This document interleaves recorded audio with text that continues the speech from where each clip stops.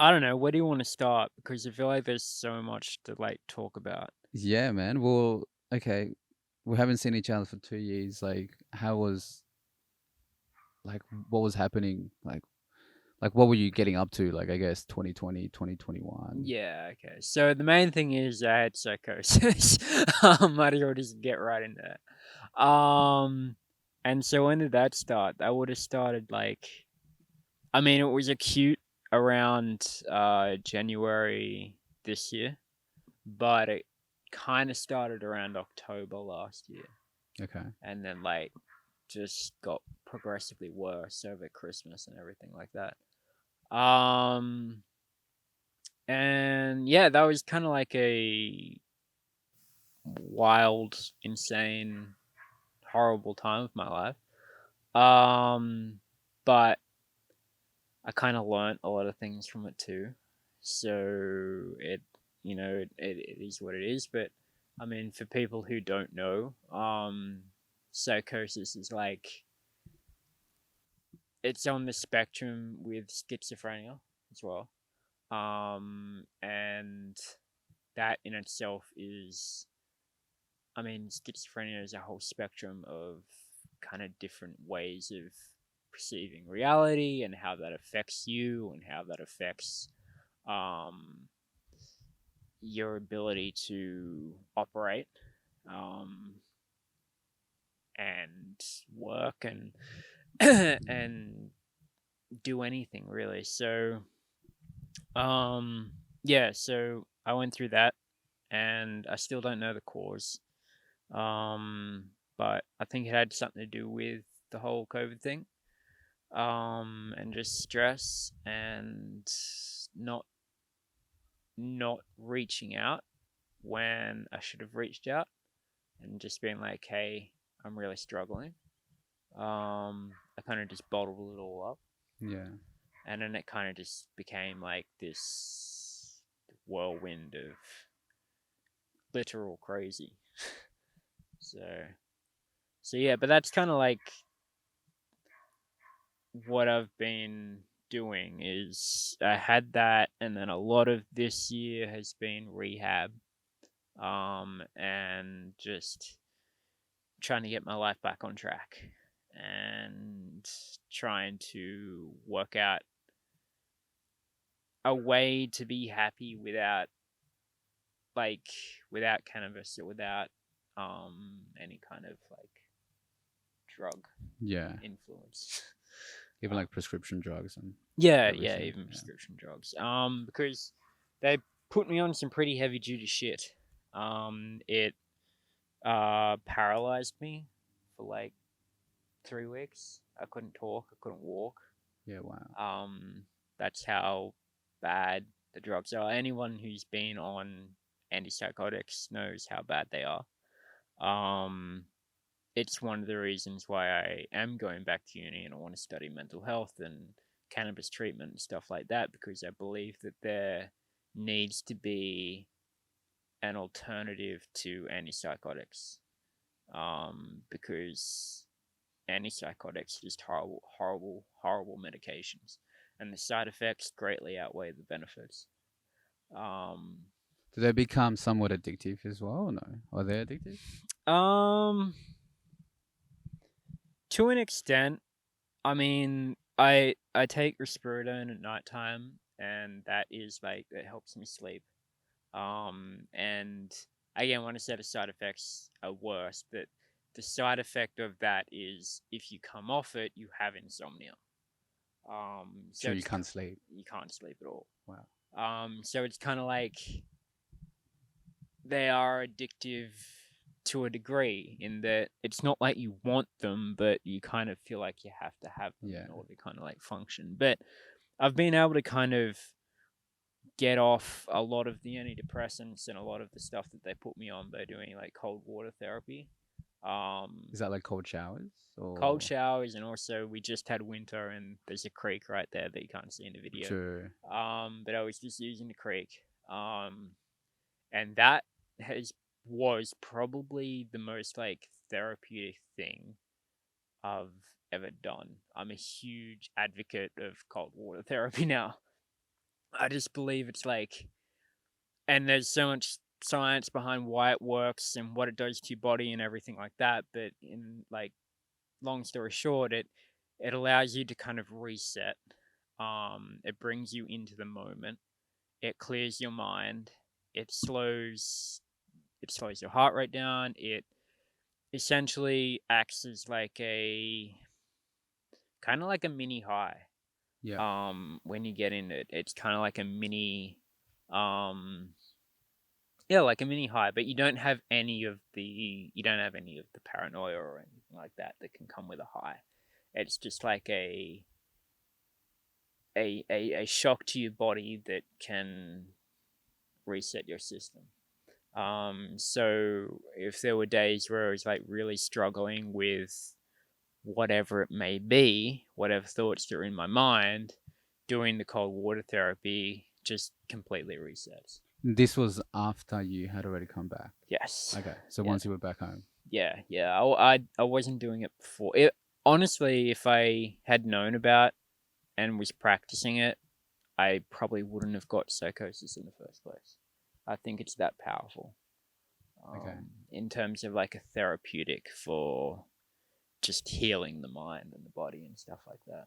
When you say like psychosis, then do you see it more as like a, because obviously it's like a mental thing that you were at, Mm. and then that's what you mean by like you wouldn't have gotten psychosis because you would Yeah. have gone into the water Yeah. and you would have gotten like somewhat of a high, but without the paranoia, and that would have helped in Well, what I sense? I just believe it would have helped me even not experience the extreme kind of paranoia that I Okay. did. Just So okay, so is like paranoia tied in with the psychosis? yes, Okay. yeah, yeah. It was kind of like what started it. Like I mean, there was a point in my mind where I believed that like all this place was like a secret operation, like a secret government operation type of thing. I went really outside the lines of reality. Yeah. In terms of like I just made up my own reality. Where what I love about the cold water therapy and why I believe it would have helped is because it it like those thoughts don't enter your mind. The only thing that's present is the fact that you're freezing cold Mhm. and the fact that your body's like being shocked into this state of alertness.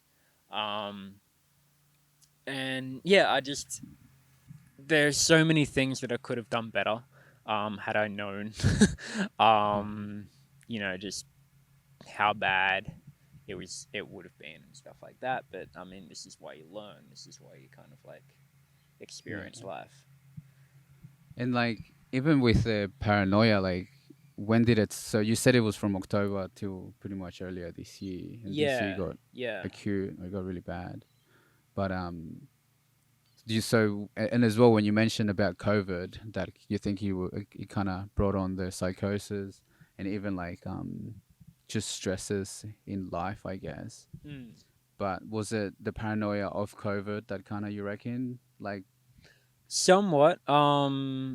Not so much getting it. I wasn't worried about getting it, but with the whole vaccine drive and everything like that, I just saw such a division in society.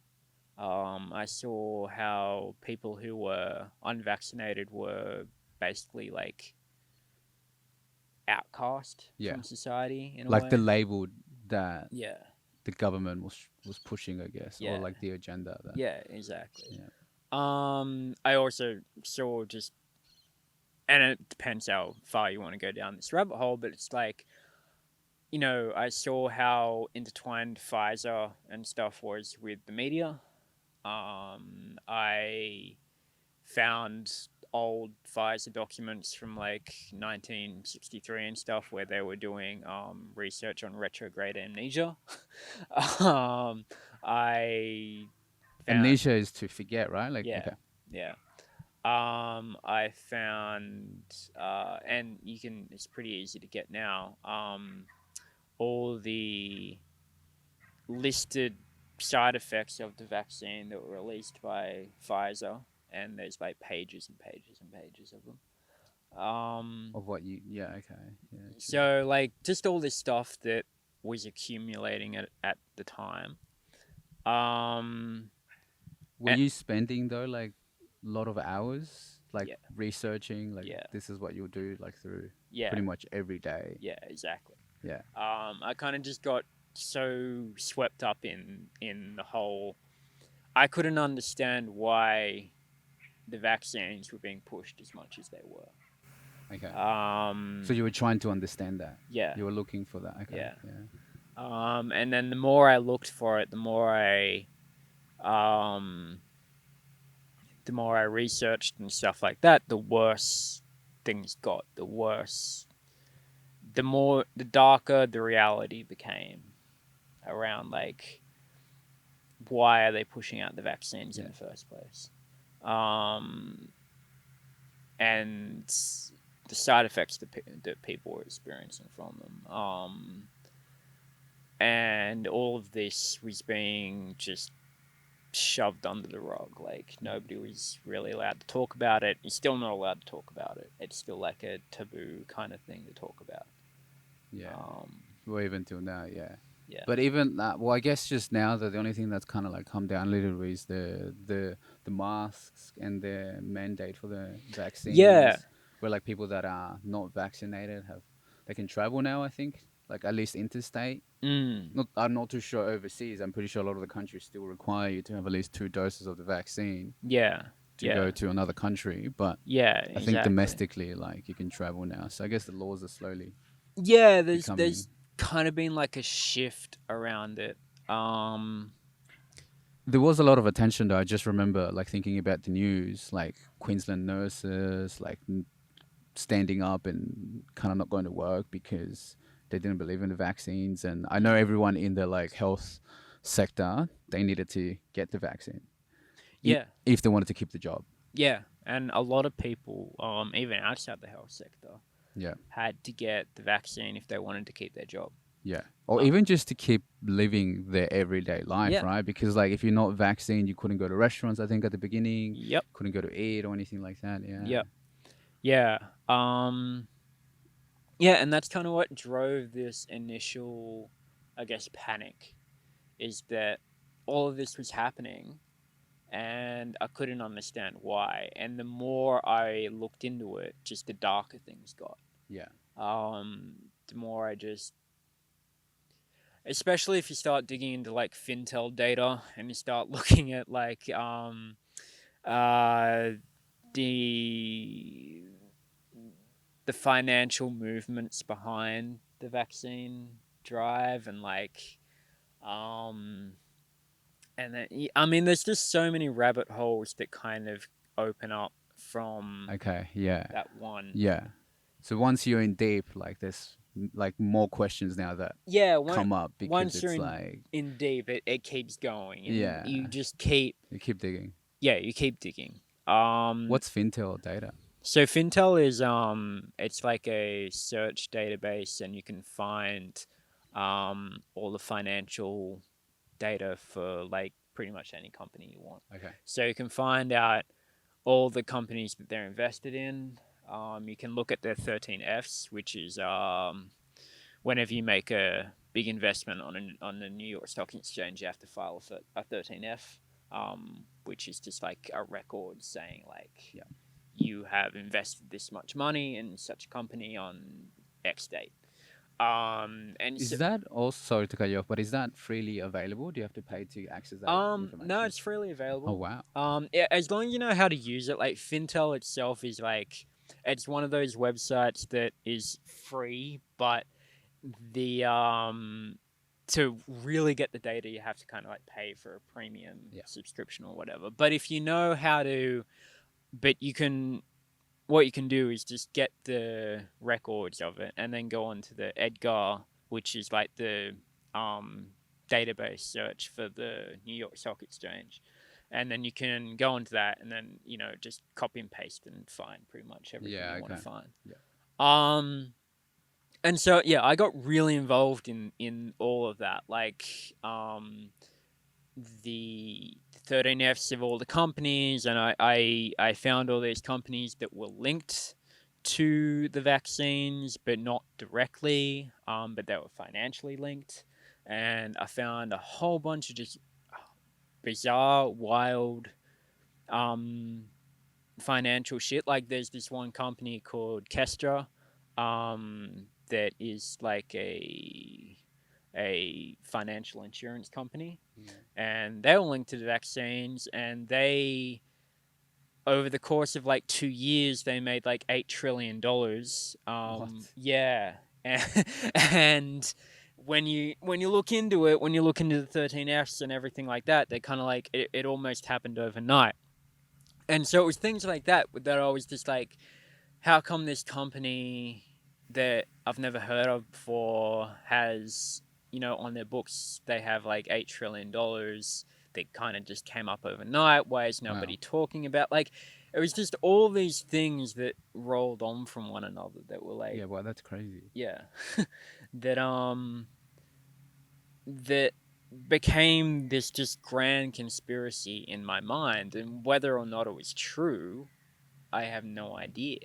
Um, but it felt true, and it was true enough to send me into a psychosis. Yeah.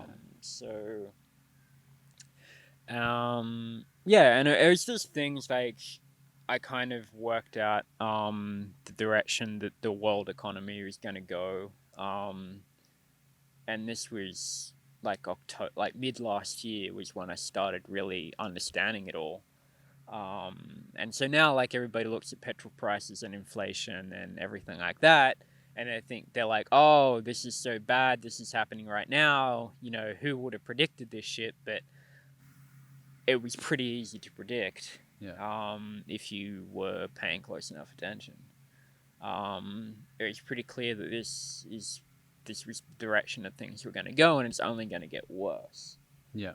Um, so yeah, like that's why I freaked out.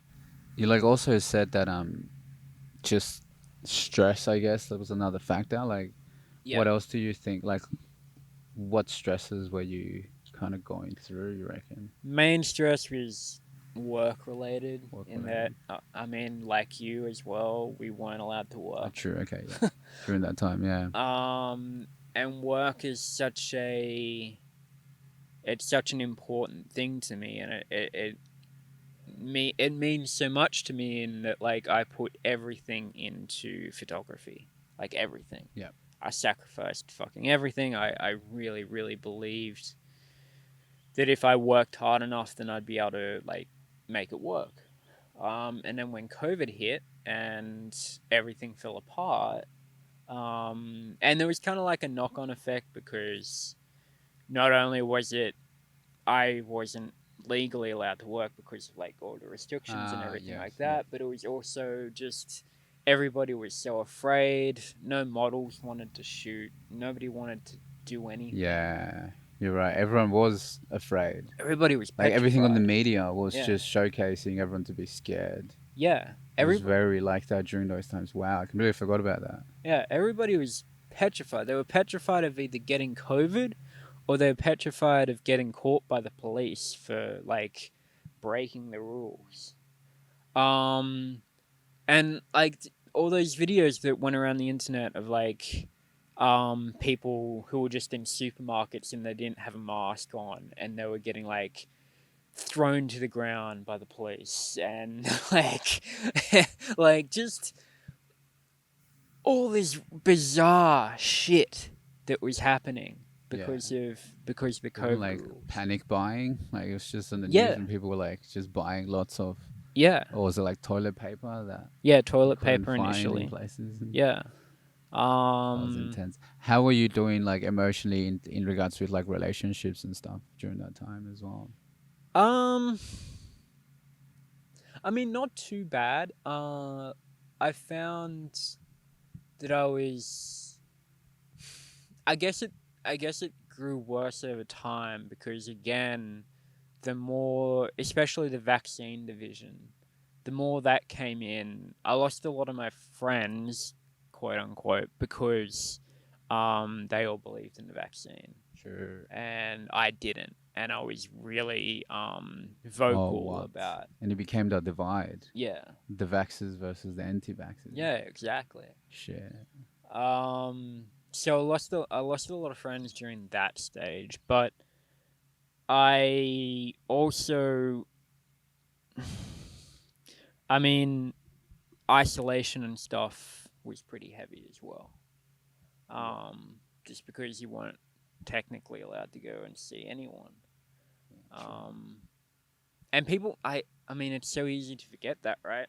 People forget how draconian the rules were.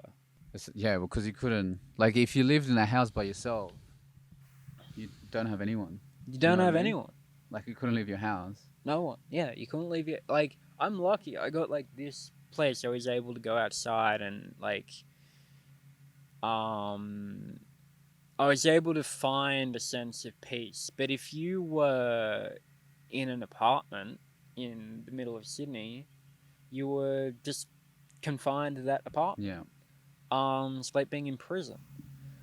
Um, Have you done any research into like psychosis after COVID, and if that has actually increased, or even like I guess anxiety, depression, and well, interestingly enough, there is if you go into PubMed and type in COVID psychosis, there's a phenomenon that came about. I said the word correctly then. Um, it came about out of the COVID pandemic, where there's this medical term that was COVID psychosis, COVID induced psychosis.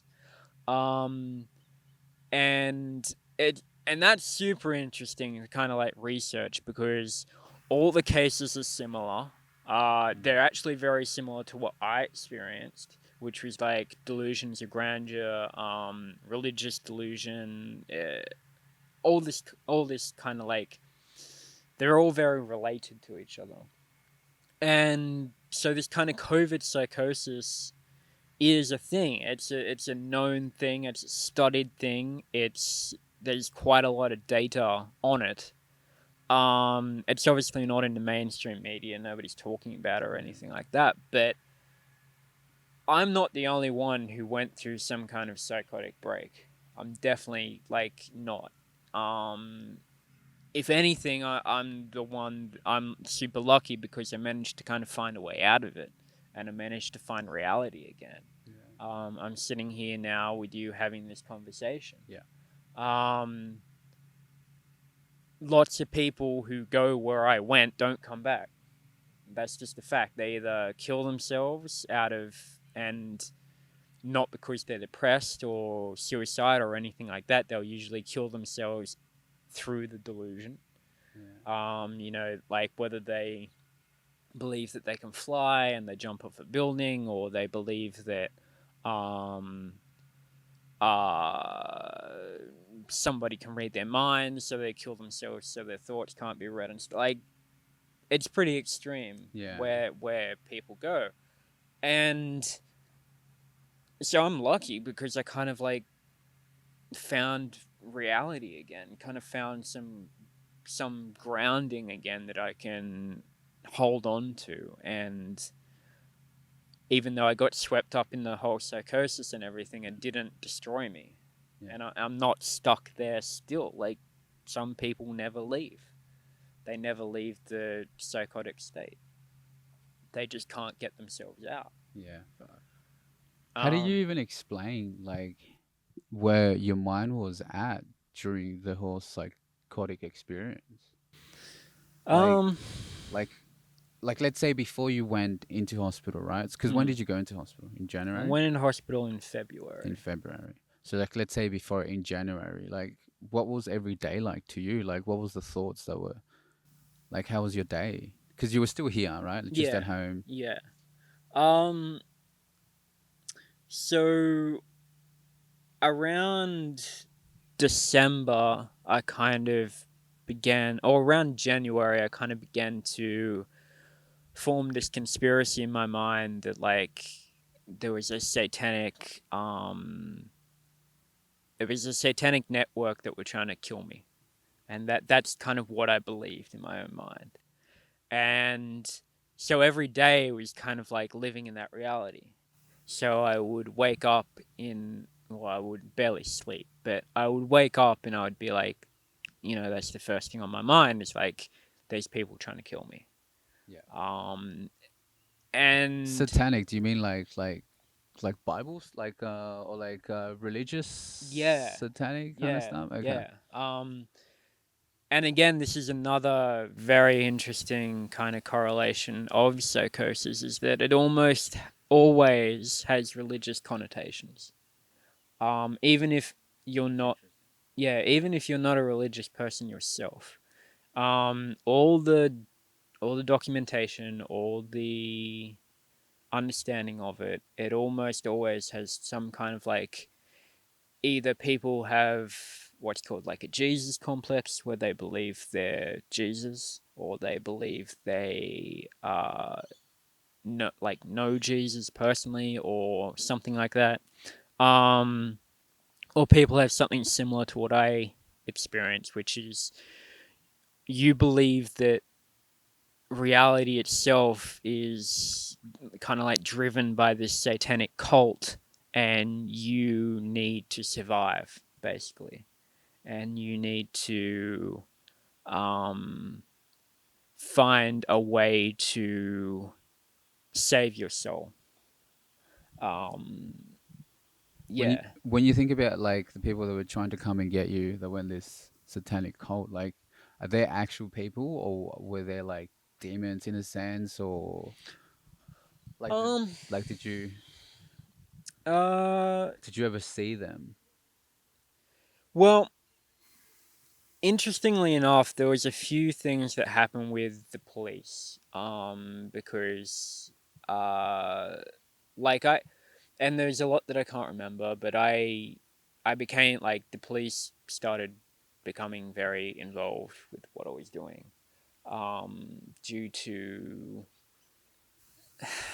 I'm still not quite sure why, to be honest. Um, but whether it was stuff I was posting on social media or whether it was stuff I was, yeah, I'm still not quite sure why. But I like the police were around here quite a lot.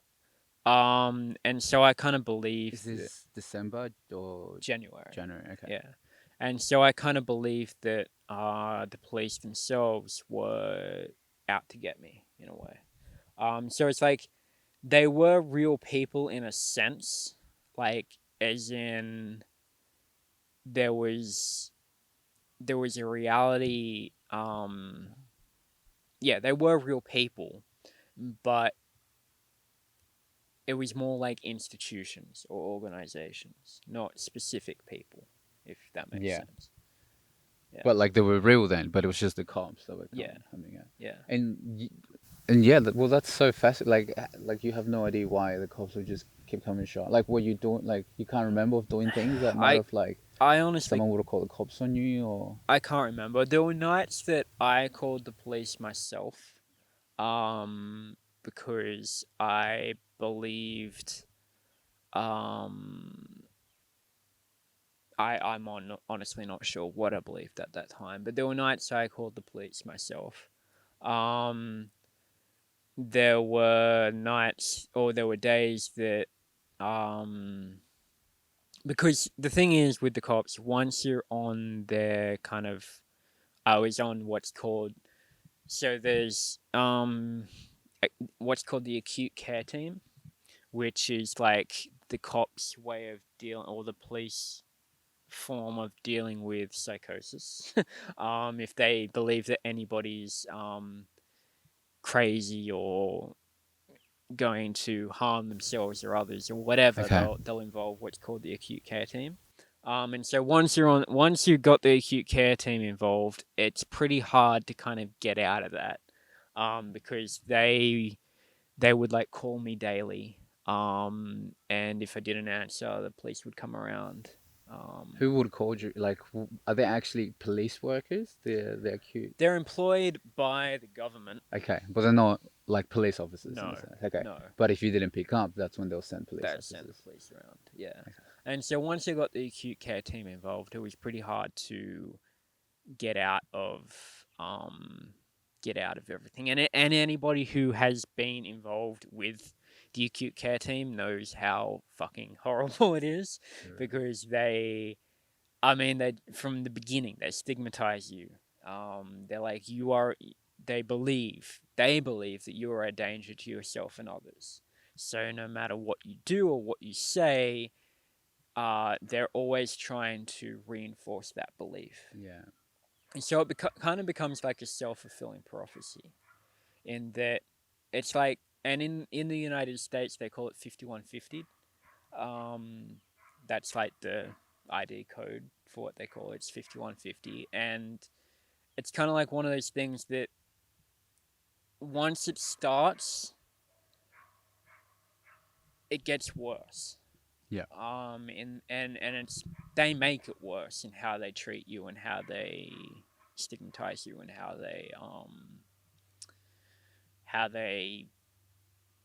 they plan around you Yeah. and stuff like that. It's pretty bad. Yeah, like pretty much everything they're telling you is what you're starting to believe, or like even if you didn't believe it at Exactly. the start, it's like into your head all day, every day, that Yeah, slowly you just start to believe their exactly. narrative, Exactly. and then you end up there. And you know yourself, like especially when you're dealing with cannabis, it's like the opinions and the energy of the people around you directly affect you, Yes, whether you want it to or not. 100%. And It's true. so when you're dealing with people who are calling you up and basically telling you you're crazy and asking you like, do you feel safe in your home? Have you had invasive thoughts? Do you feel like people are trying to control your mind? When that happens every day, it kind of becomes like this thing of like, well, now that you mention it, Yes. yes, Yeah. maybe I do. And then once you start agreeing to the things they're putting in your mouth or the things they're putting in your mind, it's just a downhill slope from there. Yeah. Um, Well, in a sense, she's making it worse, yeah, yeah, exactly. right? Yeah, Far out. It's sort yeah. of actually finding out why it's like the actual root onto why you're having these thoughts. Yes. Yeah. Nobody cares about the root cause in mental health. They just care about what type of drugs they can get you on. So, um, I'm just thinking about it now, and it's like essentially same when you go to prison. Then, like, yeah. do you know what I mean? Like, once it's like a loop or like a cycle Yeah. that it's hard to get out of. Yeah. Exactly. Yeah. I'm I'm so lucky in that I only went through the mental health system. Even though I was held in a mental asylum against my will, I never actually went to prison. Um, but there's so many people that are in the situation that I was in that end up in prison, because whether they're kind of just like um mistreated, or whether they become violent and lash out and all of a sudden like they attack a cop or whatever. Like there's so many people that go through psychosis and go through acute mental health, and they end up in prison because there's no other avenue for them. Um, and there's no, like, the mental health system is really, really bad. It's really bad. And yeah, it's just there's no way to kind of like um rectify it, really, especially when you're on the receiving end of it. You're just at mercy to the acute care team or to the police or to your case file worker and stuff like that. So, um, yeah, it's a pretty bad system to be in. To be in. We kind of spoke a little bit about how, like, every day you would feel like they were out to get you, in a sense. Was there other stuff that was going on, or like stuff that you think was gonna happen, or was that the main? Um, well, there was kind of like there was delusion and reality, right? I became super um aware and concerned about what was happening to the stock market at the time. And this was when Nasdaq was at its highest point. If you've looked at Nasdaq lately, or what's happened to Nasdaq over the last year, it's gone through the shit. Um, so I became What's nice? Nasdaq is the kind of tech index for the New York Stock Exchange. Yeah. Okay.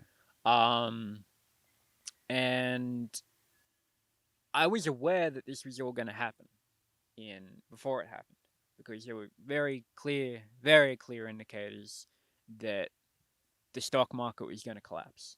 Yeah. Um, and And then so also with that, like all comes inflation and everything. You know what I mean? So yeah, like once you knew what was gonna happen, you knew everything else. yeah, Yeah. exactly.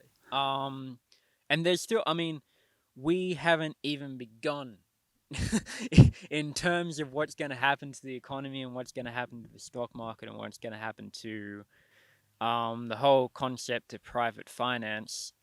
We haven't even begun to see the bad yet. Like Like the it's worst that the that worst. yeah. It's gonna get like 1929 was the Great Depression.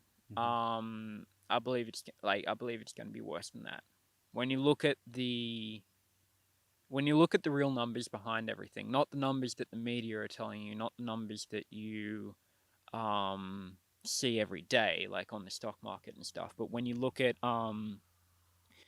like the reverse repurchase agreement, which is I don't want to explain the reverse repurchase agreement, but it's like lending between banks, overnight lending between banks. Lending between banks. I've never Yeah, heard of that. it's an interesting thing to look up.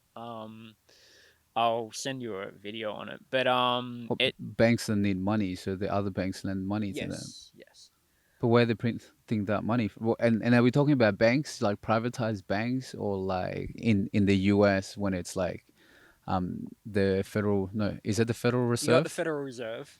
Yep. Yeah. Um, so I can't remember exactly, Okay. but it's like banks will borrow from the Federal Reserve overnight, and then pay it back the next day. It's a very complicated system. It's Yeah. called Wow. the Reverse Repurchase Agreement. But when you look at that, that's I think it's like over $2 trillion now that's going through daily. Um, That the banks are lending to other banks. yeah, hold on. REVS. Why are they printing so much money? Oh, do you know 45% of all money in existence has been printed since the beginning of COVID? Yeah. I think you probably would have shared something Yeah, like that. That yeah. I remember seeing that. Overnight reverse repurchase agreements. What are we up to now? I feel like everything is just goes in cycles and also like fuck what's the word uh to comprehend is to understand patterns. It all becomes patterns, right? Because if you think about it, Mm. like just with the Spanish flu, right? And then kind of, I guess, that kind of brought up or started the Great Depression, and then the war just happened after that, and that was almost 100 years ago. Yeah, And like, what happened 100 years before that? Was it similar stuff? Does it happen every 100 years that something just needs to happen for the population to decrease? Because obviously COVID did kill, a few people around the world, or heaps mm. of people around the world. But even the Spanish flu killed heaps of people. But then I don't know, to me it just seems it all happens in patterns. Yeah, yeah. I mean, look, I don't know the answer to that. It feels like this pattern that's unfolding now is really fucking bad. Yeah. And I'm not just talking about like the life death statistics of COVID. I'm talking about more like the implications of shutting down the economy for 2 years, Yeah. and printing money Yeah. just out of whim, and like it's very the reverse Giving repurchase. so much money to people as well. That's the graph, right? So at the bottom there, that was the beginning of COVID. Yeah. Wow. Yeah. Wait, this is the which one are you showing me? Oh, the Overnight reverse reverse bank. So this repurchase. is the banks lending to banks. This is so a reverse repo is a short-term agreement to purchase securities in order to sell them back at a slightly higher price. Repos and reverse repos are used for short-term borrowing and lending, often overnight. Central banks use reverse repos to add money to the money supply via market operations. True, which is it's essentially creating inflation Yeah, because the more yeah, money they print, the less valuable the fiat yeah. is. I was reading some stuff as well that eventually all currency goes to zero, so all fiat would go back to zero, and then that's when they start a new. Yeah, well, I mean that's the other thing. In 1971, the same year that they brought in the Nasdaq, which was the first AI automated stock exchange, was the same year that they fucked off the gold standard. So gold, um, yeah, gold used to be money used to be have its weight in gold, like worth its weight in Yeah, gold, yeah, and yeah, then they just kind of completely screwed that out the window. So money hasn't really been worth anything since 1971. yeah, It's just been the government saying it's worth something, yeah. but it doesn't have Well, that's what any. fiat is, right? It's like the Yeah, government that's what saying that fiat this is. is Yeah, worth something when yeah, it didn't before. yeah, Yeah, yeah, exactly. Yeah, I mean, the currency situation is really fucking bad, and that's why you've got. I mean, you've obviously heard of the whole World Economic Forum thing. not so much. So that happened this year. There was the World Economic Forum where they kind of just met in order to decide what was going to happen with the global economy, really.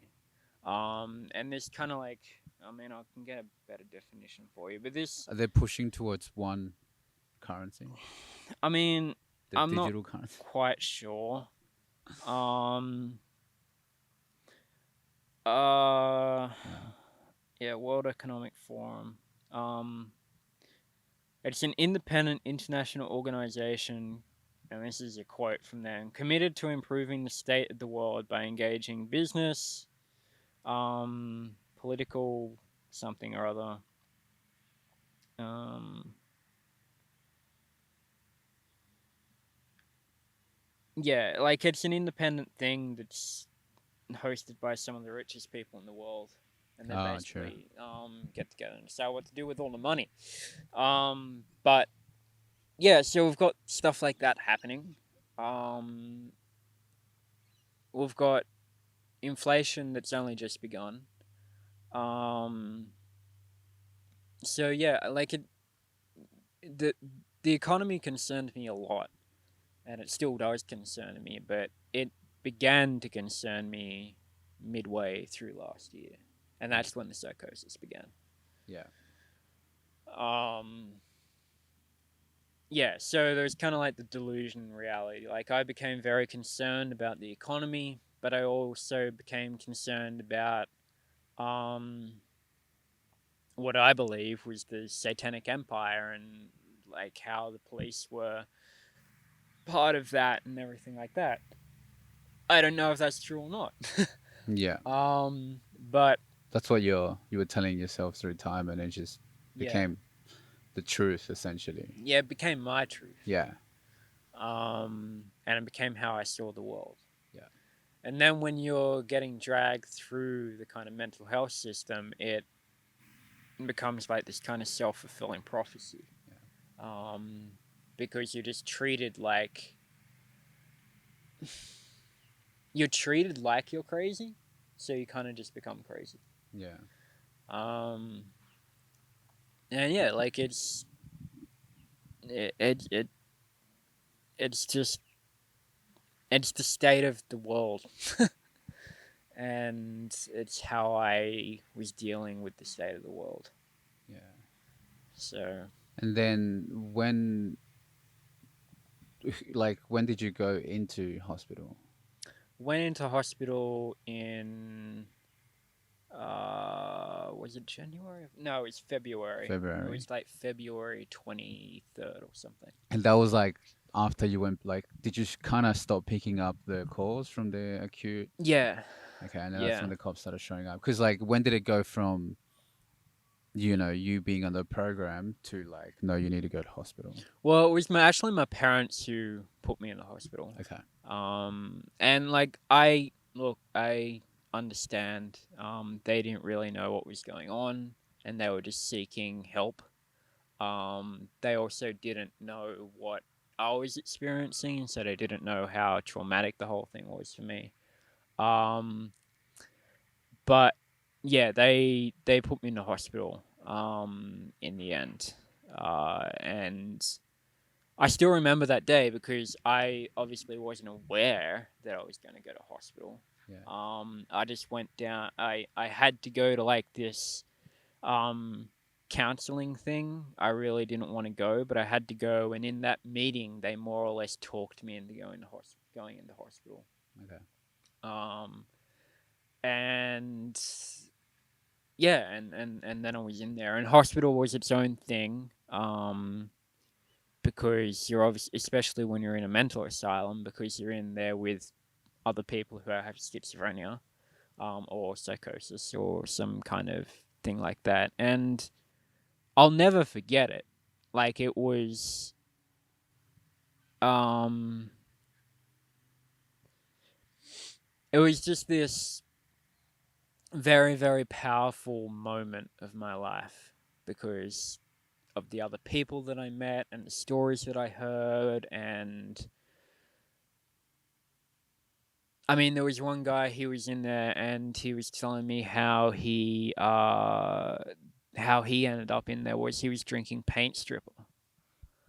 Wow. Like, the stuff that you buy from Bunnings. Yeah. Like, he was drinking that in order to kind of like help his depression. That's how bad it got. Like, because that was the only thing that would So it's like, getting him high. yeah, it was like yeah, kind of like that high slash drunk kind of thing, and that's what he was going for. And if it wasn't, and that's the thing, like if it wasn't for the hospital, he would probably be dead. Oh, So shit. like, and just all these people that I met like that were really just I'll always remember them, always, um because they were kind of like just real people going through real shit. Yeah. And Like, I've yeah, always been interested about what, others think, especially when they are in psychosis or mm, even um, or they have schizophrenia, because it's like what has brought them to that point. Do you know what I mean? And everyone has a different kind of experience that kind of gets them there. yeah, yeah, Yeah, it'd be so interesting. yeah. I mean, schizophrenia is its own thing. I'm lucky in the fact that I don't think I'm schizophrenic. I had a psychotic episode, and so far, nothing. I mean, that was at the beginning of this year, and nothing has happened similar to that since then. So schizophrenia is when it's like an ongoing Yeah. thing. Um, With a psychotic, its break is just like through a period of time. yeah, It can also be kind of like a long term thing, it can be a but long term yeah, thing, but most of the time it's just like a period period of of time. time. Yeah. Um, yeah, I mean, and that's what I want to like start studying and start researching and start trying to. I feel like I can help people in a unique way now that I've experienced psychosis because there's no way I can really explain the horror of it to you. Like it was psychological torture in a way, and unless you go through it, it's very hard to kind of like Yeah, understand. yeah, But I feel that now I've gone through it, I can be like, wow, this is a really fucking bad thing, and to be psychotic and to be going through psychosis is really really hard. And hopefully I can kind of take everything that I've learned and help people who are going through it.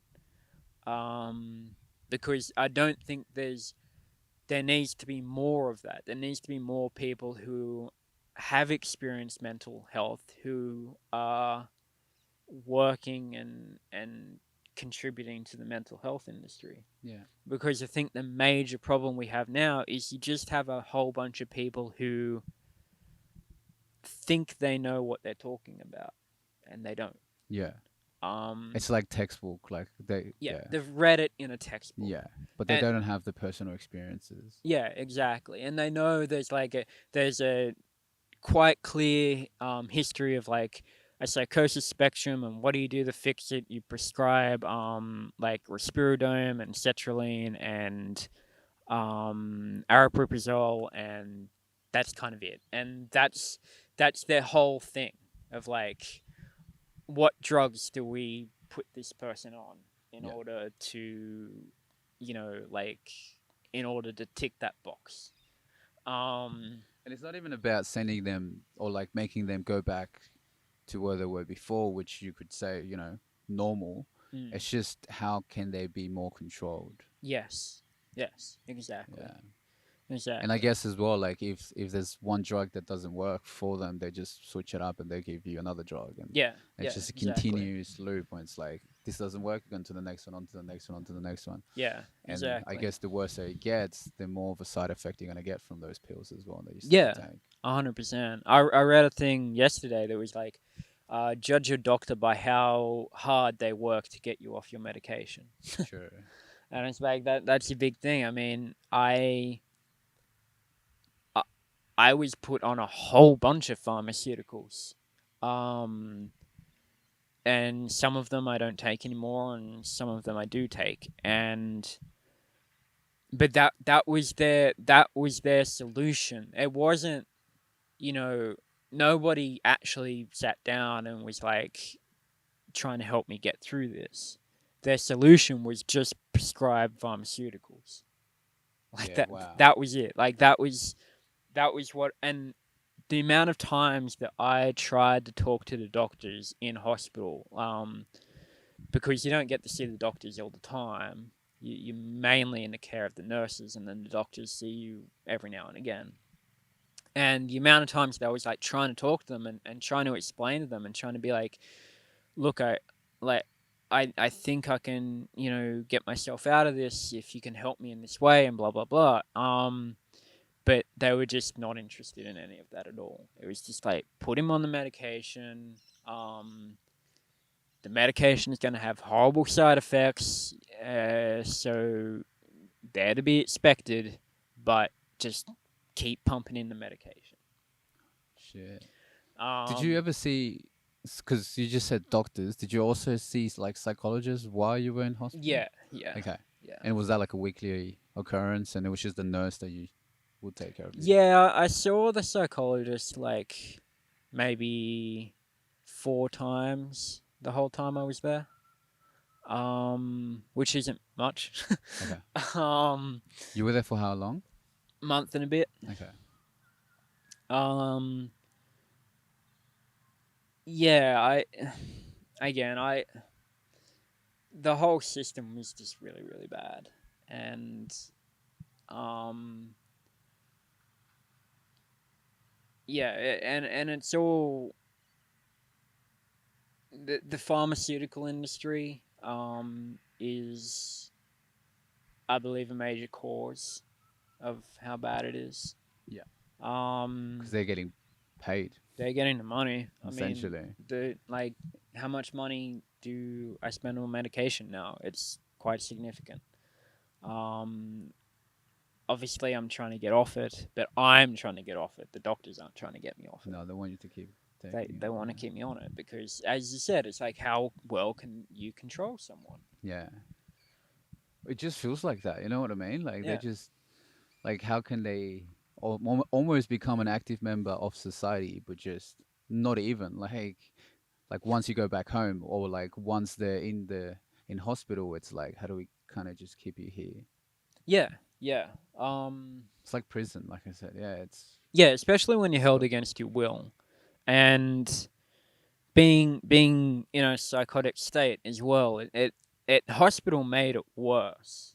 Like hospital made the psychosis worse because I didn't know why I was in there. Yeah. I didn't know Holy why I shit. was in there, and I didn't know why I wasn't able to go home. And it's a pretty frightening state to be in when you're literally like locked against your will, and nobody will explain to you why you're in there. They just won't. Um, Is that by law? Or they just don't want to tell you. Like, well, I'm not sure. I mean, the answer I got back always was just it's the cannabis. Like that was it. They were just like you smoked too much cannabis and now you're here. And that's what they were used. What? yeah. Yeah, that So you that's would get that as the answer almost every day, almost every day. or pretty much every Yeah. day, every Yeah. day, or every time you ask. Yeah, it was and the biggest thing too is all these people who were forcing the medication down my throat and telling me, that it was there for smoking too much cannabis and stuff like that. They have never smoked cannabis. They have never touched cannabis. So it's like all these people telling you that they think they know what they're talking about, and meanwhile they themselves have Oh, never never done it. done it. Yeah, they've never had the They've experience. never had the experience. They don't know what a high is like. They don't know what a panic attack is like. Like a Wow. cannabis induced panic. They don't know what it's like, and so they just they assume they assume that um yeah they They just assume they assume. know. Yeah, they Yeah, assume they know. yeah. How did you get How did you manage then to actually get out of? I lied. I um I worked out that the only way I was going to get out of that place is if I just said, yes, it was the cannabis that did all of these things to my mind. And Mm. I'm going to take the medication and I'm going to see a therapist or whatever. I just lied. I Yeah. just Wow. worked out that that was the only way I was going to get out of it. And sure enough, the moment that I was like, okay, I had drug induced psychosis, I smoked too much cannabis, that was when they started talking about sending me home. The moment that I was just like, okay, you're right, I'm wrong. So Like, accepting their reality, but yeah, okay, like, and because they're doctors, they're kind of creating the law. So it's like once you accept this, we can. That's crazy. yeah, yeah. It is crazy. Because you have people who have never done cannabis, who have no idea what it is, who have no idea what it does to the mind or does to the body, um, who don't understand that there's different strains and different strains do different Yeah. things. Um, At that point, as you are prescribed. I don't know if you're still on it, but you were at that time a medicinal cannabis yeah, patient, yeah, right? yeah. I was getting it completely legally, Yeah. and I'm pretty sure I still can because um, something about the fact that they just like I don't know how many times I've told them I was like I get my cannabis from CDA clinics, like it's a prescribed thing. I've talked to doctors, but they just didn't listen to that. But that kind of may have worked in my favor because I'm pretty sure I can still buy from CDA clinics, Yeah. um, which is kind of cool. Yeah. The fact that I went through all of that, yet I can still probably get legal cannabis Yeah, is because it's well in Australia, you can access it medicinally now. yeah. So it's crazy how that, like, even though obviously you were taking it as medicine already, Mm. and they're still like, no, you kind of had this Yeah, drug. they still just treated me like I was some whacked out druggo.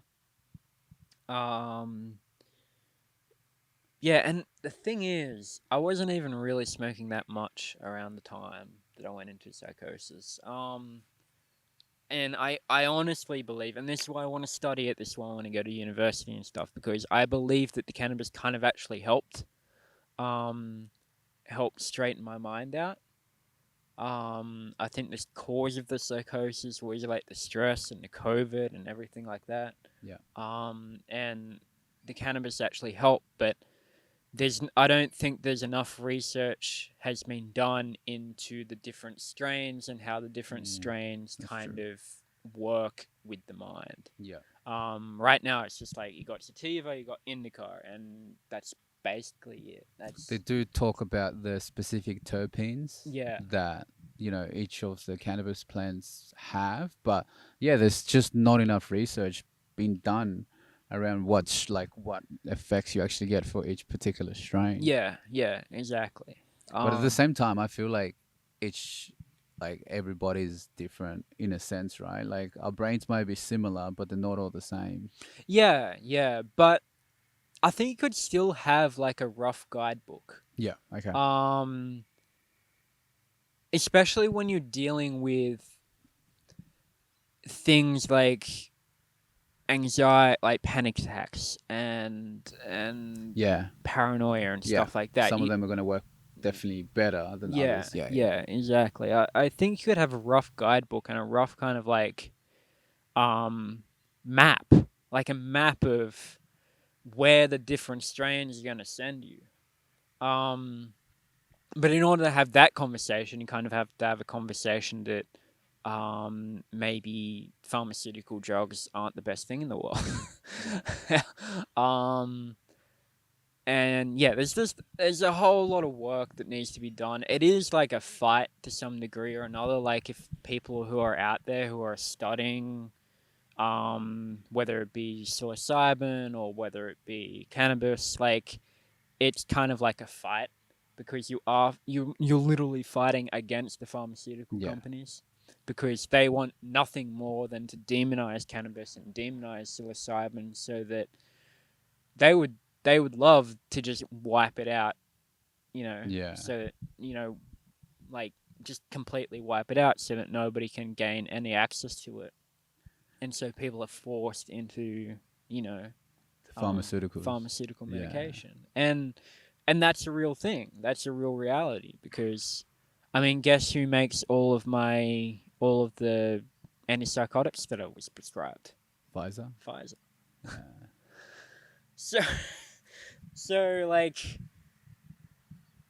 yeah, But I think though, just with all the drugs, like I guess plant medicine specifically, and how it's becoming more legal in the states. mm, Like slowly, more states in America are actually legalizing psilocybin. yeah, yeah, And I feel like the pharmaceutical companies, they're probably already invested in, like let's say factories that are producing, like farms that are producing cannabis and farms that are going to start to produce psilocybin, because the shift has changed a little bit from, like, especially in the States, everyone getting pharmaceuticals, and now they're starting to try MDMA and psilocybin to treat depression, anxiety, and all that, and mm, PTSD. mm. I just feel like the pharmaceuticals are seeing where the money's going now, and they're also going to have to, you know, I think the greatest argument against that is that you can have all the industry in the world, but at the end of the day, cannabis is a plant, and psilocybin is a mushroom, and it's like people can grow them. I mean, you can just grow it, yeah. and then you don't have to pay a thing. Yes, of course. So it's like, So the money essentially stops going to them. yeah, Yeah, wow. yeah, exactly. So it's like it's yeah, that's I mean, and that's the thing then, and that's what I felt on cannabis, and that's kind of what I miss is that sense of abundance, that sense of True. because I was growing some here, and I was obviously getting it from CDA, so I was getting it legally. Um, I just felt so at peace with everything. I was just like super happy all the time. Um, I was in the best shape of my life. I was running, I was lifting weights, I was doing yoga. Like, I was just super, kind of like superhuman in one way or another. Like, I was just like all cylinders were running. Yeah. I was in a really, really good state. Yeah. And part of that is because, like, cannabis just gives you that realization that, hey, maybe you don't need like all this bullshit.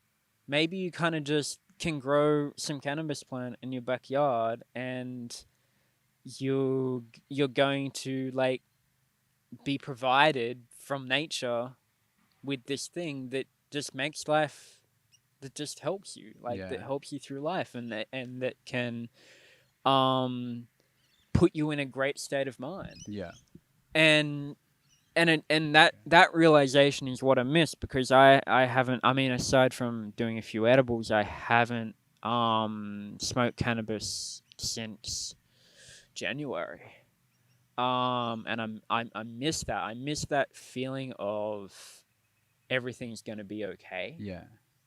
Um even like, and I've done the whole gambit of pharmaceutical drugs. Nothing provides you with that feeling. It's all just um like any depressants are just like serotonin and dopamine uptaking. Boosters. Yeah, like Yeah. it's nothing. It doesn't provide you with a feeling of peace. Mm. And so that's what I miss about cannabis. Well, And like even if we go to the brain, right? Like our brain has specific cannabinoids mm, receptors yeah, that when you smoke it or you consume it, it's actually affecting it. yeah, It doesn't. I exactly. mean, obviously serotonin. Like, we also have serotonin receptors, but I guess it just works a bit different. Mm, But yeah, like when you talk about how, you know, having a smoke or whichever way you, I guess smoking it mm, is more of that mental thing than like if you have an edible when it becomes more bodily high. yeah, But it's just knowing that all the stresses and all the worries in your mind are essentially for nothing. yeah, yeah, And then once you realize that everything is okay with everything you've got, which is, like having abundant, yeah, like, or living like a abundant life, because you know that everything you have is enough for this period of time that you're living right now. And that just, I guess just relaxes you. So it's like, I don't need to take any other yeah, pharmaceutical. yeah, Like, I'm exactly. fine. Everything is fine. I'm going to be Everything's okay. okay. Yeah, And that helps you not have a psychotic break yeah, in a yeah. sense, right? Exactly. 100%. Because A a hundred psychotic break percent. could be like the complete opposite when you're just too paranoid and, Yeah, it came from stress. It came yeah, from anxiety. It came from um and then having like the police involved in my life and stuff like that. Like that's a fuckload of stress. yeah. Um and Did you also have stresses when it's like the stress that you're putting on your parents or to your parents because of the person that you were? Did you ever think of stuff like that or no? Not really. during Especially with the cops coming in and you're like, oh, like, why are the cops coming here? Like, what are my yeah, parents yeah. thinking about me? Like, you know what I mean? Or no? Yeah, definitely. Yeah. Definitely. Like I don't want to let them down. And that's been the other major um like hurdle in all of this, is because my parents 100% believed exactly what the doctors told them. So they believed that it was 100% the cannabis. Um and that's been like a hard thing too, because it's kind of like, well, it wasn't, but nobody kind of believes that except for me. And so yeah, like that's been tough. It's like, how do you live your truth whilst also being respectful to the people around you? Yeah. It's hard. Yeah, it's hard. It's and a hard one. and that's why I'm kind of like in a place where I'm just accepting it, and I mean, as I said, I haven't smoked since January, and I probably won't be touching it for a while. But at the same time, I hope that 5-10 years from now, I'm growing it and using it every day. Like that's kind of like I'm thinking long term. Yeah. Of kind of like, I'm in this place now. What can I learn from it? And even doing stuff like the cold water therapy and everything like that. It's like, what can I learn from being in the shit? Really, like in a place that isn't that great. What can I learn from it, and what can I take from it? With the goal that 5 years down the track, I'll have like the perfect setup, Yeah. or even just being like just being able to acquire it regularly and use it in a way that like makes me feel good and makes me kind of like um, feel like I've got that relationship with the plant back again. Mm. Could also Because help people with it. yeah, yeah, exactly. Because that's another thing about cannabis that I miss is that you build a relationship with the plant. Like Mm. you kind of build um, this connection and this understanding that um yeah, it's just like it's a very beautiful thing. Yeah, it's almost like a like you can kind of have a relation. I mean, you can definitely have a relationship because it can become somewhat, I guess, addictive relationship when you're just seeing it too much. Yeah, And like everything, if you do too much of anything or like too much of a good thing, can also turn into a bad thing. yeah, 100%. And that's another reason why I'm just like okay with being in this place now. It's like it is what it is. Like it's abstinence in a way. Yeah, Um, and that has its benefits as well. Because it teaches you who you really are. yeah. Um, And I guess you can also try to learn different ways to reach that state that cannabis gives you, but yeah. not doing it. Well, the cold water therapy again that Mm. helps. Have you done any breath work? Yeah, Wim Hof and Yeah, stuff, Wim Hof and breath yeah, work. it gets into the endocannabinoid system itself. Yeah. Um, Even like breath work when you're like hyperventilating yeah, yourself and you're kind of like yeah, almost feeling like you're gonna pass out and stuff. yeah, Yeah. yeah. Yeah, I've done a lot of all of that, and it's all very useful. Yeah. Um, Wow. yeah, I just miss it. I just miss cannabis really. But it's chapters in life, Yeah. That's and right. yeah, It's like a book, you know. yeah, There's still heaps exactly. of chapters to be Heaps of written. chapters. Yeah, exactly. It's like it is just what it is. It's like you accept it and you move on. Hmm. And Um, like how you said as well, just trying to, like even though you might be in this shit, and I wouldn't even call it the shit anyway, because you're still alive and healthy. You know what I mean? yeah, yeah, But like the cards that you've been dealt at the moment, like just finding I guess gratitude within it, right? Like trying to yeah, find like what's the best thing or like what's as much as I can learn yeah, from this exactly. experience. Yeah, yeah. When do you because obviously in hospital you would have had the psychotic break. Mm. When did you stop having the psychotic break? And like what do you think helped? It was only after I got home from hospital. Okay, so That even during hospital, you still had that thing, yeah, like the thought that the satanic cults and stuff were yeah. after you and Even when I mean hospital didn't really help me at all. made it worse. Yeah, it made it worse. It was even when I got out and when I came home, I was still in that state of psychosis. I think like what helped, I kind of got myself out of it. And I did it by writing. I would do this thing that I have like whiteboards, and I would write on the whiteboards, and then I would take a photo of the whiteboard and put that on my computer, and then erase the whiteboard, and then I would kind of like look at what was on the computer, and then kind of see if I can construct my thoughts from that again.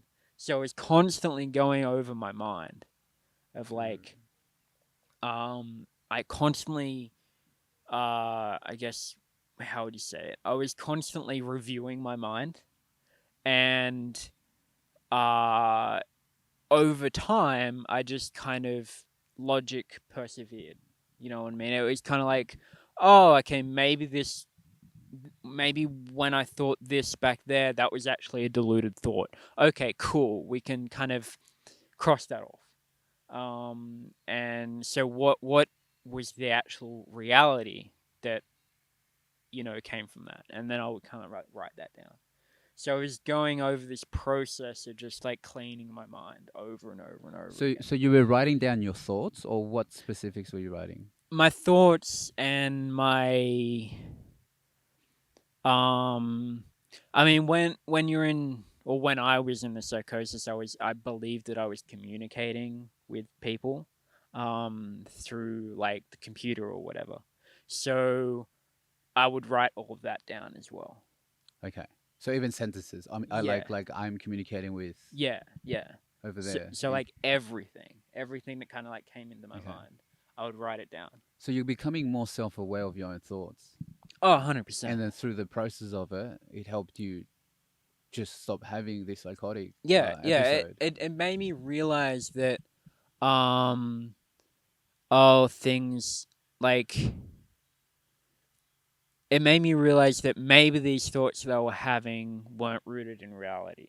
Or Yeah. maybe some of these thoughts that I was having weren't rooted in reality. And that's the hard thing about psychosis, is because some of what you think is true.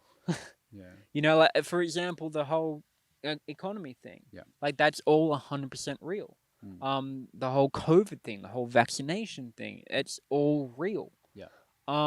So I didn't want to delete that.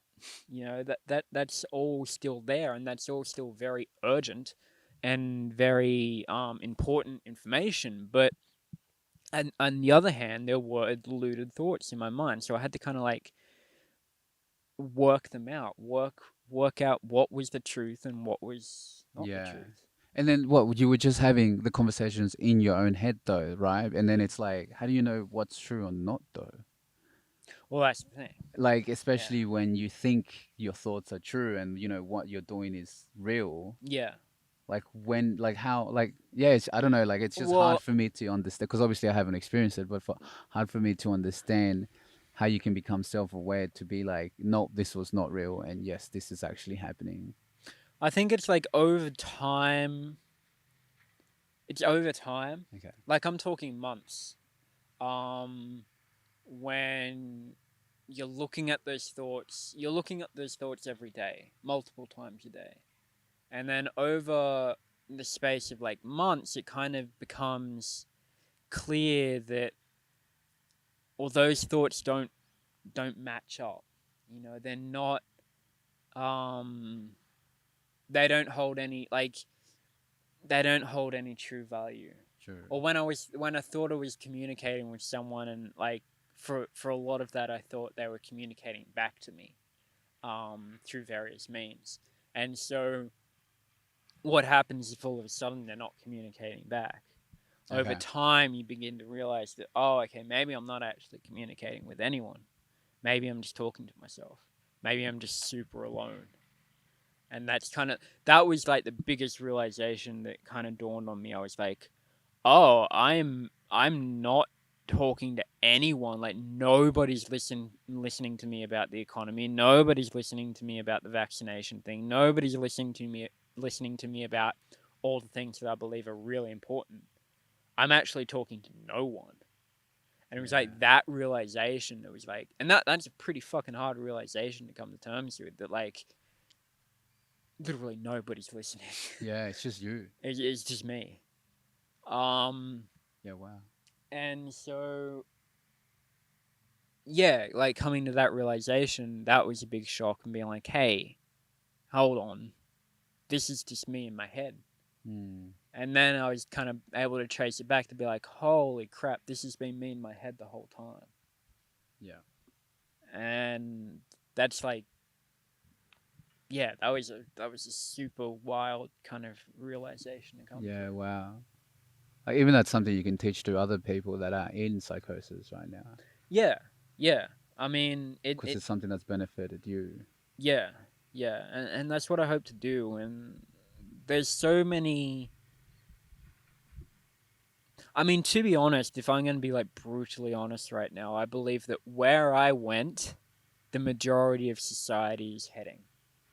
I believe that once kind of like the economy really starts to heat up, once the once the stock market really starts to collapse, once the fabric of like reality itself starts to be swept away more and more, I believe that a lot of people are actually going to end up in psychosis, because they're not going to have any kind of foundation, um, because the foundation of society is kind of like, well, it's like commerce and industry. That's what keeps a society running. Yeah. And I'm pretty sure these things are just going to be shut down over time. Yeah. I mean, we've already seen it. We've already seen it. When the whole COVID thing happened. I mean, they shut down entire cities. For months. For months. Uh, And then what happens to us during that time when it's just a couple months? yeah, Yeah. exactly. Yeah. Um, What's and gonna happen to us when it's longer than just a couple months? When it's a couple years? yeah, Yeah. exactly. And I mean, you can see like, and this is something that people don't want to talk about, but you go up to the shopping center and you see people who are still wearing masks. Yeah. 100%. Um, Pretty sure public transport was still kind of legal. yeah, Maybe just recently it's become, yeah. and even on flights, like Mm. even if you were traveling interstate, it was legally you had to wear a mask. Yeah, exactly. I mean, and nobody wants to admit that the vaccines only made things worse. I Yeah. mean, look at the COVID cases. Um, there's that. There's a very good graph if you type in COVID Australia. And case numbers and statistics. This is like from health.gov.au. Look at that. That's when the vaccines came in. The red or the No, the before the blue. Oh, true, and then it spiked. It spiked like insane. Yeah. like, um, like people don't want to admit that reality. Yeah. That in 100%. itself is when you're not willing to accept reality for what it is, you are in a state of psychosis to some degree or another. When you don't want to accept the reality that you're in, Because and then even if you're making the reality up. yeah, because you're deluding yourself. Yeah. And there's an awful lot of people that are out there now that are deluding themselves into thinking that COVID is over or that the vaccinations worked and that everything's going to be okay. That's kind of like the narrative that Yep. people are pumping out now. And it's just not true at all. And that itself is a state of psychosis. Because and it starts from just a little delusion and you just keep fueling that delusion and it becomes Yeah. bigger and bigger and bigger. So when you said it was only a couple, no, it was only when you were at home that you got out of the psychotic break. How long ago are we talking about now? It would have been about April Okay. that I kind of connected with reality completely. So you were in psychosis for how many months, you reckon? I think it would have started around mid last year. Oh, wow. So kind of like 6 months all up, but acutely maybe only 1 or 2 months. Okay. And by acute, you mean like heavy or like very particular or? Yeah, like every day Okay. freaking out, Okay, every day. believing that like the cars that were driving past the Yeah. road were like communicating with me. Yeah. Like, yeah, Yeah. like really, really into it.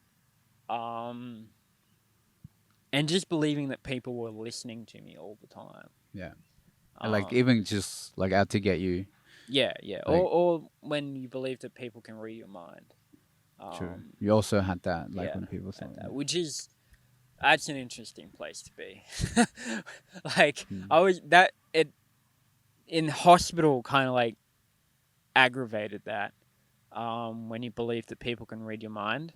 That's a wild place to be because it's like you most people live their lives in the state that they believe and they realize that their thoughts are confidential. Like you can think whatever you want because it's inside your head and nobody's gonna know. Like most people kind of live in that existence. Yes. But when you believe that people can read your mind, that your thoughts are being broadcast, it makes you think differently. It makes you think. It's like Yeah, wow. if you were talking to an audience all the All the time. time, yeah. So there's nowhere to go. There's nowhere to Yeah, go. like there's no way where you can just like let's say if it was physical thing, like you could just hide yourself in a room Yeah. and then you're by yourself. Yeah. But when you can't have that mentally, because everyone that's around you can always read what you're thinking. Yeah. Yeah, like There's no escape. there's no escape. Yeah. And I lived in that acute reality for like a month and a half. Shit. Like every thought I believe was being broadcast. Yeah, wow. Which is it's a wild place to be, because it's like, yeah, it's a wild place to be. And then the whole like writing your thoughts down help you get out of that Yes. in a sense. Yeah. Yeah. Yeah, so like now from because you did say as well before that now you want to like go back to uni or even when we were talking you said you wanted to go back to uni, Yeah. do some more research, and that's specifically with cannabis or No, right now it's like education and because I'm doing research masters. Yeah. And so looking at how my focus is on looking at how people function in states of stress. Whether it be like academic stress or workplace stress Yeah. or stuff like that. And then looking at a system of just like codifying the thoughts, so that people can get themselves out of stressful situations without medication, without anything. That's kind of like what I'm doing now. Essentially, I'm kind of like building on the things that I taught myself to get out of hospital. But I want to like start with that, and then once I'm in uni and once I'm kind of like got the research going and everything like that, I want to extend into like cannabis and stuff like that, and just looking at like how the mind works and what different things have different effects on the mind and everything like yeah. that. It's just like because it's the stress, I guess, that creates the trauma Yeah, for people, and then yeah, they can get so caught up, I guess, into their own heads, and then who knows where it can lead you to. yeah, exactly. And with the internet and with social media, there's kind of like a group, like a hive mind, and COVID is a prime example of that. Yeah. Is that there's a hive mind. There is an existence of a hive mind, and that hive mind is built out of things like Google and Facebook and YouTube and Instagram and the things that they support and the things that those companies are pushing and the ideas and yeah, just the ideas and the basic kind of beliefs that those companies are pushing. Yeah. There's kind of like Like their own agenda. their thing. own Yeah, yeah. agenda. There's a hive mind that's being created, and again, COVID was a prime example of this. And so that hive mind, depending on how well or how much you believe into it, can create stress, can create anxiety. It can create all these things. I mean, we saw how crazy people got during COVID, Yep. how stressed out they got. Yes. I believe that's like right now we're in a lull. We're kind of like in this place where the vaccines are being rolled out, the economy hasn't collapsed yet, but inflation's kind of like just creeping in. Right now we're in like a lull of society. Like everybody's kind of like, oh, let's get back to let's get back to normal or whatever. But I don't believe that that's gonna last for very long. I think sooner. Well, I know because you know this. Sooner or later, there's gonna be a stressor, whether it's the economy or whether it's a resurgence of COVID, or whether it's going to be something. And all of a sudden, that state of mind that people went into in COVID, that kind of acute, stressed out, anxious, Yeah. worried state, that's going to come back. Yeah. And that's going to be the general state of society. Yeah. It's again. going to be for a prolonged period of time. Yeah. Not just the couple months that No. it was. No. Even though it may be still lingering on some people, yeah. it was for like a short period of time. Yeah. Yeah. Yeah. It's going to be longer. It's going to be more acute. It's going to be. It's going to. And that's why I believe that people are going to kind of. The spectrum of like psychotic and crazy and out of your mind is going to become bigger, I reckon. I mean, we already have that. I mean, everybody's saying like they're neurodivergent or whatever. Like, have you No, I've heard not of that? No. So like, I've seen it around a lot. Like, a lot of people are saying like, "Oh, I'm neurodivergent," which What does is that mean? it's just like a fancy way of saying retarded. True. But it's kind of like they mean like maybe they have ADHD or something. Like that. Okay. Yeah. Something's just a bit different. Yeah, but they call it neurodivergent. But like that stuff is like the thing is like at the end of the day you're either sound of mind or you're not. Like there's no like it's a spectrum, yes, but I'm concerned about where society is heading. Yeah. On that spectrum, very concerned. And if we look at time and we look at I don't know what year it was, 19 whatever, like when the Great Depression started. We're kind of heading towards similar things. 1929. Yeah. Yeah. I mean, all the economic kind of factors are all pointing in that direction. Yeah. Because when was the Spanish flu? I think like 1910 or something. Something like that. It was like 10, 20 years after then the Great Depression happened. And again, another 10, 20 years after when they had World War. Yeah.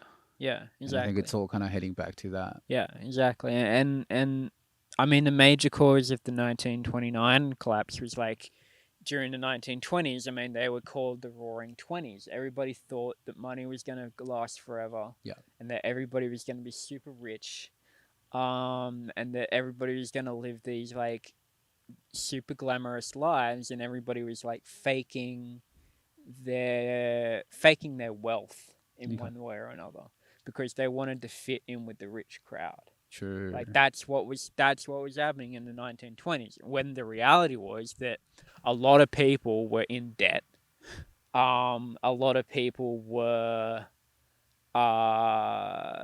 struggling to get by, but pretending that they had wealth and stuff like that. And so you had like a bubble created out of debt and fake. What do you call it? Like fake wealth. Yeah. You had this bubble created, and that's kind of what caused the initial collapse. That's crazy. I mean, we can talk for so much longer now that you've talked about fake wealth, like talking about how Instagram like 5-10 years ago when it just came out, like people were just faking till they're making it kind of thing, like posting about, having so much money, posting about like cars, yachts, all this kind of making it seem like you've got so much money, but you're probably in debt. Yeah. Oh yeah. I mean. And is that like? Yeah, I mean debt's the new wealth. I mean, but that debt has been the new wealth for years, but the bubble hasn't popped yet. That's the thing. Like everybody's been living these fiat lifestyles for a while now, and it hasn't come crashing down yet, but it will. I mean, and it's kind of like, what was that coin that went under? Was it Luna? What went to zero? It was Luna. Yeah, it's kind of like that. Pumped so much, and now I don't think it's trading anymore, right? No, zero. Yeah, went to zero. Yeah. And I mean, crypto itself has had a pretty bad year. Yeah. So did their stock exchange though. So the Nasdaq. Yeah. And he has called Oz. What's the Australian one called? The stock. Oztrack. AUX, I don't know. Oztrack. I have no idea. It's, oh, I can't remember. But like they've all had a Yeah, massive hit. yeah, Yeah. yeah. They have. Um, but it's only it hasn't even begun yet. Like it hasn't even begun. It's just it's barely getting warmed up. Yeah, true. In what's I mean, the Nasdaq has a long way to fall. And if you're talking about like a complete recorrection, it's got a long way to fall. Mm. Um, so yeah, there's a whole lot of stuff that's going to unfold that you know it's going to be interesting what it does to like the general milieu of society. Yeah. It's gonna play definitely on mental health a lot. Oh, 100%. Um, But yeah, man, yeah, things getting a bit cold. it is. Since you It's mentioned, getting I'm like, freezing. now that the sun's gone down, it's actually Yeah, it's freezing. getting pretty cold. Yeah, All well, right, this was it's good. good. Yeah, man, it was good catching up, chatting for a little bit, and I guess it's good as well. Now you can start your podcast back up again because I know you have like so much more to talk about with your experiences. Yeah, yeah, yeah. I want to start it up properly and do something with it. Yeah, should as. Now I'd probably record something just for my video. So Yeah. if you want to just say like where your podcast Um. is, would you just continue on from your previous one? Yeah. I guess. Yeah. Just what's it called? It's called. It's not that bad. Yeah, It's not up there yet, but by the time this goes out, I'll probably have redone already it. started. Yeah. So yeah, it's called It's Not That Bad. It's on Spotify. It's on Apple Podcasts. It's on pretty much anything. Yeah, so and then So for me as well, you can I've got this podcast. You can find it on YouTube. Finding Gratitude. But yeah, man, it was been lovely to chat with you. it's been a good Yeah. chat. All Definitely a right. good chat. Bye.